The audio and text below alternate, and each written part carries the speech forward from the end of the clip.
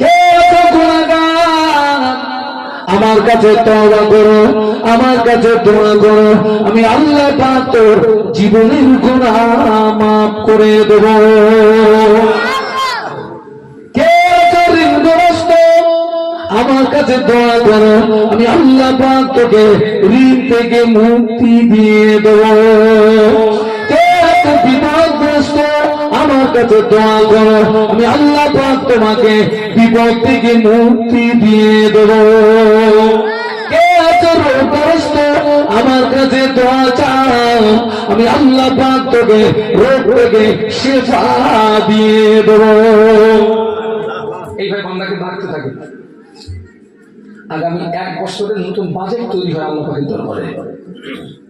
ওই রাতটা কিন্তু হেলায় হারাবেন না। আল্লাহ আমাদেরকে তৌফিক দিন বলুন আমিন।